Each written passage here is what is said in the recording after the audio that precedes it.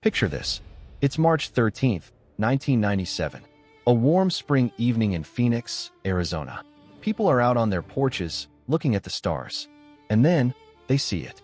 A silent, massive, V-shaped formation of lights, gliding slowly and steadily across the entire state. Not a handful of people. Thousands. From the Nevada line, all the way to Tucson. This isn't a fleeting glimpse of a dot in the sky. This is a solid, structured craft. Witnesses say, bigger than several football fields, blocking out the stars as it passes. What was it? I'm Abnul J. Farabi, and this is the Unexplained Archive. The story of the Phoenix Lights breaks into two distinct acts. The first is that initial, breathtaking V-formation sighting around 8:30 p.m. Descriptions are eerily consistent. A dark, triangular hull connecting 5 or 6 steady, piercing lights. It moved with a silent, majestic purpose. A governor, pilots, police officers, and military personnel were among the witnesses. This was no blurry, distant speck. This was an event.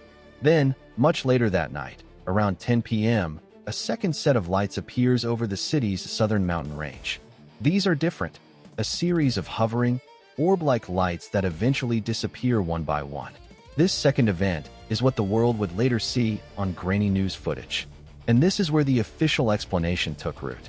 The U.S. Air Force stated, years later, that the lights seen by the city were simply flares dropped by a 10 Warthog aircraft during a training exercise at the Berry Goldwater Range.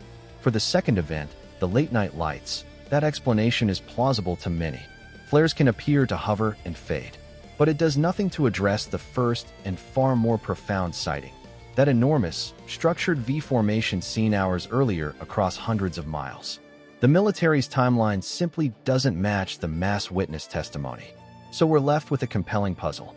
If it was a secret military craft, a prototype, why fly it slowly, silently, and visibly over one of America's largest cities? The risk of exposure seems absurd. And if it was extraterrestrial, what was its purpose? A simple, peaceful flyover? A survey? The benign, non-threatening nature of the event is what sticks with most researchers. There were no attacks, no panic, no communication. Just an awe-inspiring, shared moment of profound mystery. As an engineer, I'm fascinated by the mechanics of it. The reported silence contradicts conventional propulsion. The sheer scale defies easy explanation. As a storyteller, I'm captivated by the human element. Thousands of ordinary people, bonded by a single extraordinary experience that their own government largely dismissed. The truth of that night in Phoenix isn't found in a single fact, but in the undeniable weight of collective witness. Sometimes, the most enduring mysteries aren't about hidden clues or cryptic codes. They're about something appearing, openly, in a sky shared by thousands, and challenging our understanding of what's possible. The Phoenix Lights remind us that the unexplained can be vast, silent, and right above us, waiting to be seen. For the Unexplained Archive, I'm Abnul J. Farabi. This is a production of Light Knot Studios.